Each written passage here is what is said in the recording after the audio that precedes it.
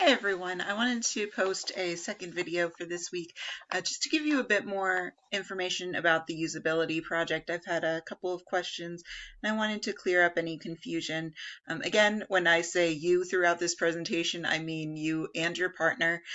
You already have your assigned groups. We do have 2 groups of 3 due to some withdrawals in the class. So if you have any questions about your partner or if you're having trouble reaching your partner, please reach out to me as soon as you can.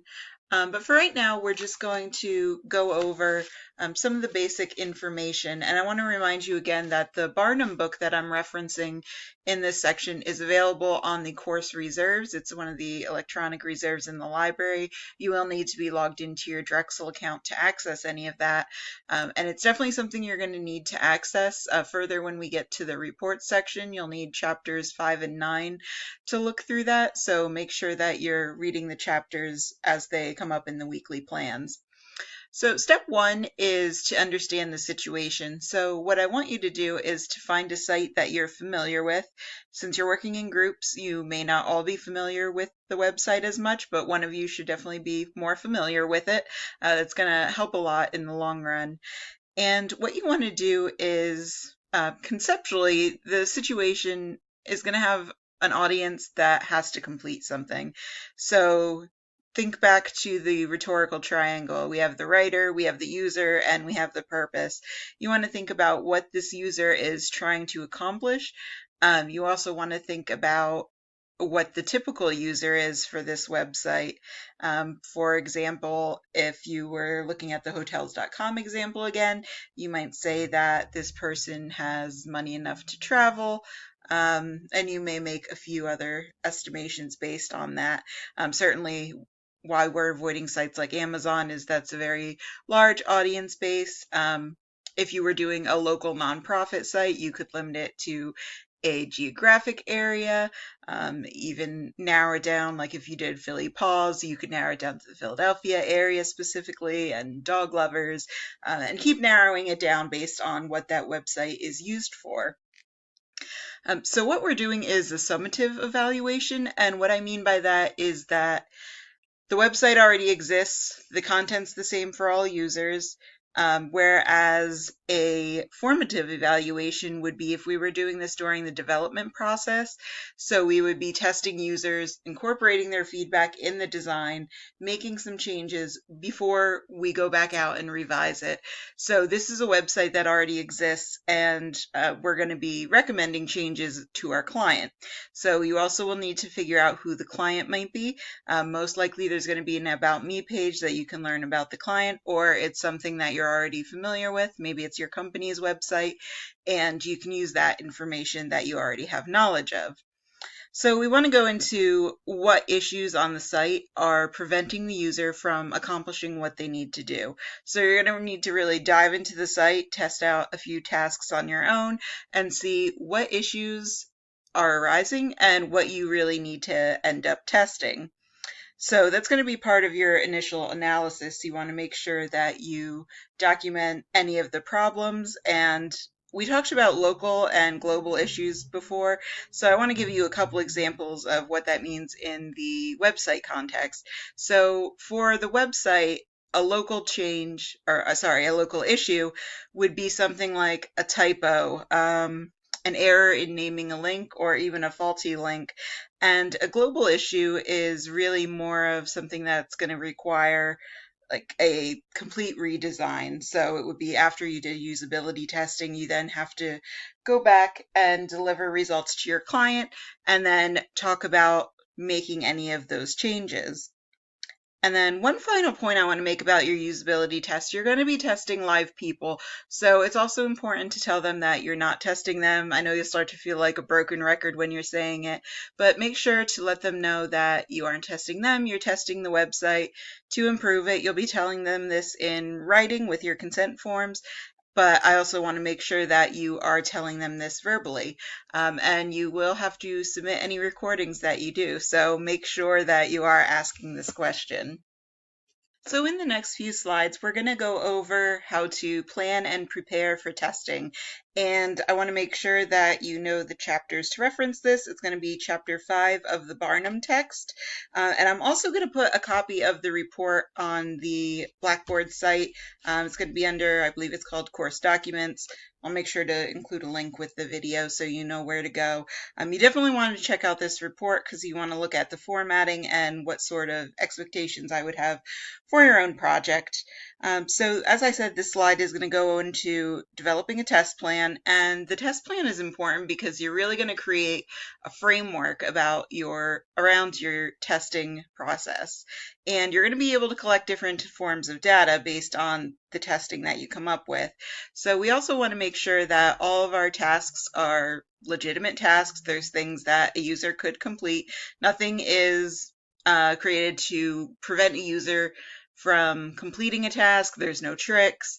There certainly could be tasks that a user gets stuck and can't complete, but that's why we're testing the usability of the site. We want to see if a user can complete the task and where any problems do arise.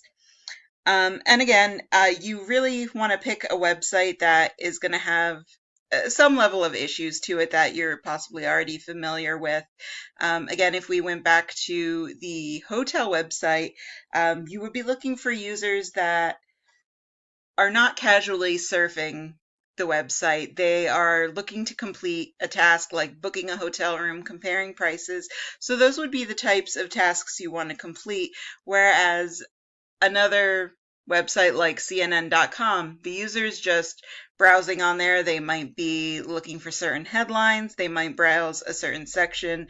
They might want to read their favorite columnist. Whereas you're not going to be casually surfing on the Hotels.com website.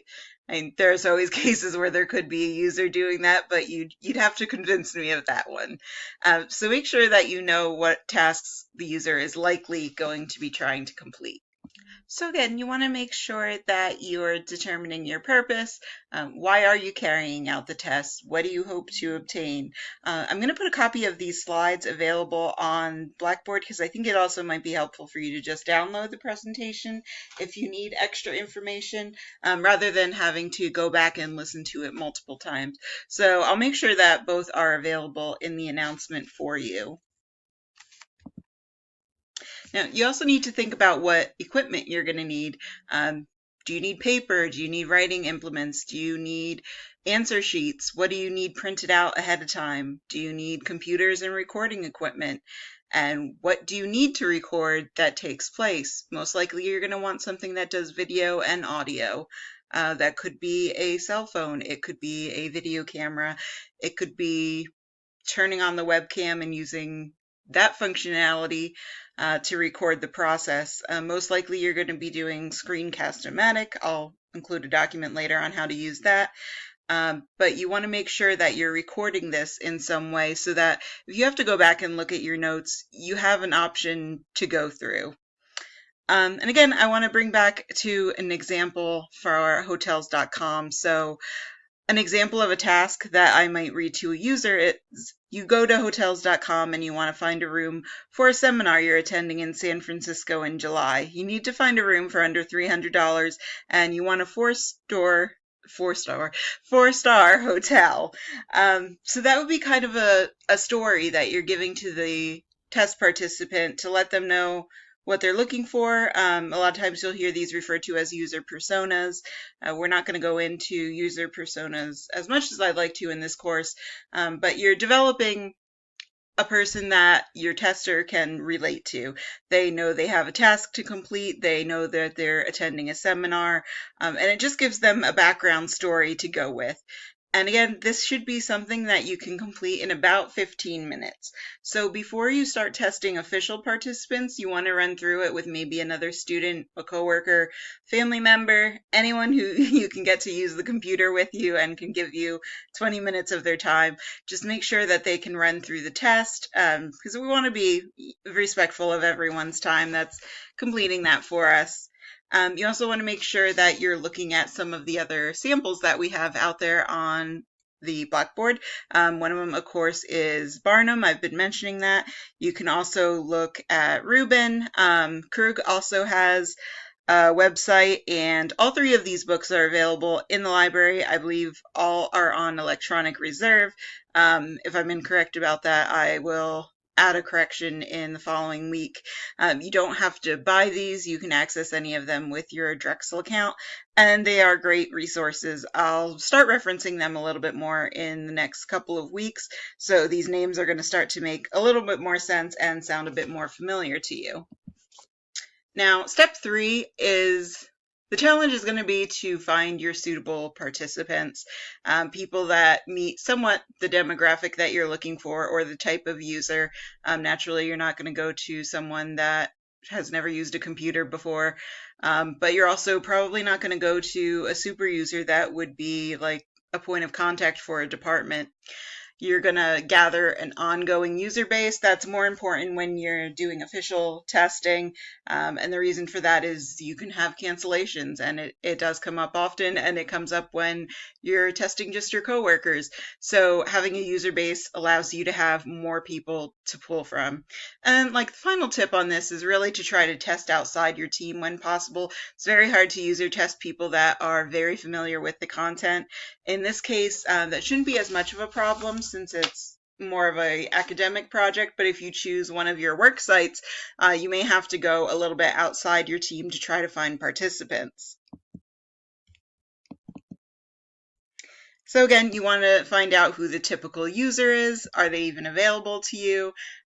What knowledge do they already have? And then you're going to start, prior to conducting with the participants, you want to test out, as I said, test out the test plan and see what the results are. Is it going to be finished in under 20 minutes? And also, are people able to follow your instructions that you've already set out?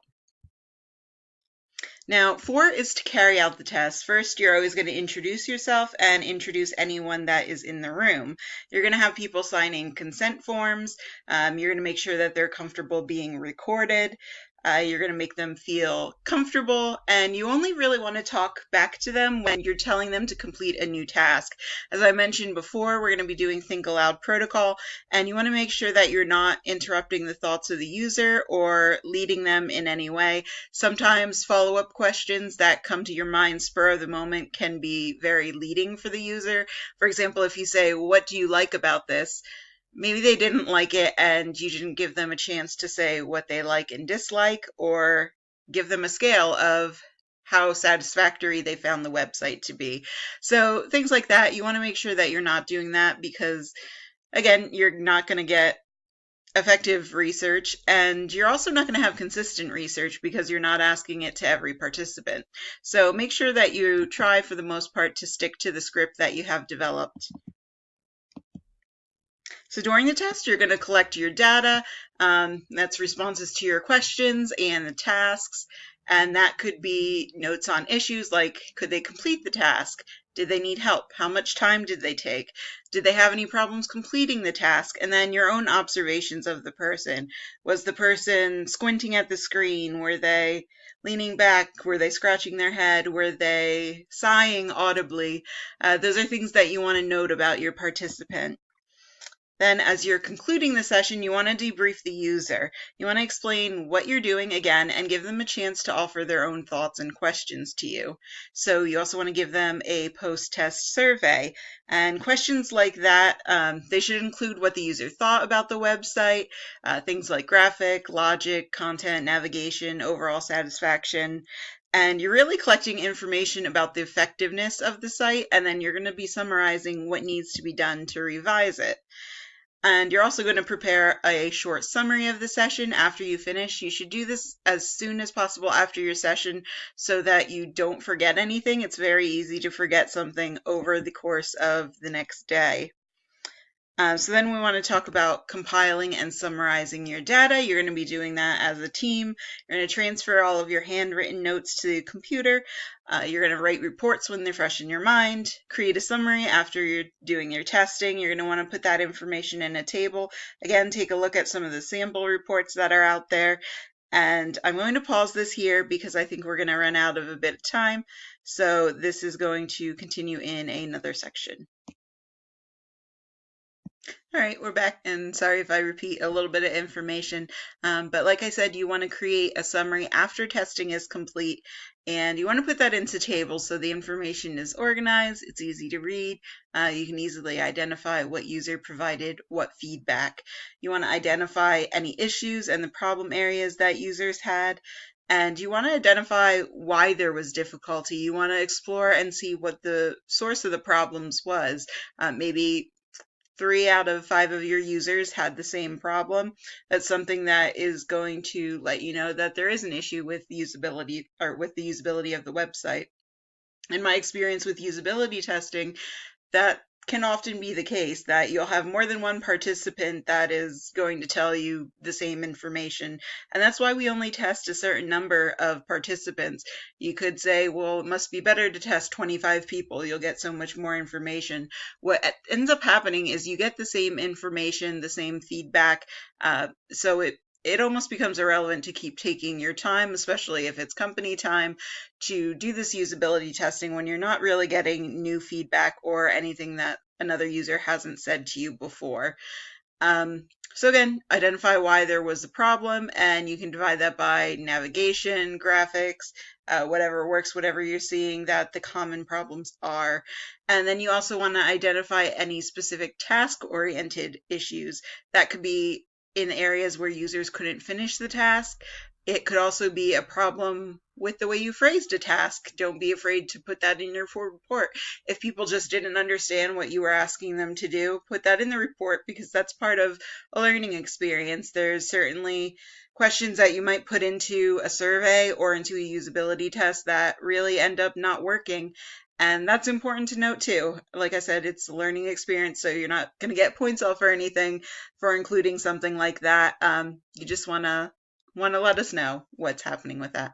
So step 7, you're going to make recommendations. So you're going to be writing up a report for your client who you've already identified earlier in the weeks on, and you're going to make the recommendations for changes, and you're also going to develop somewhat of an implementation plan that that client could use to implement the changes. There might be a rollout, there might be a priority.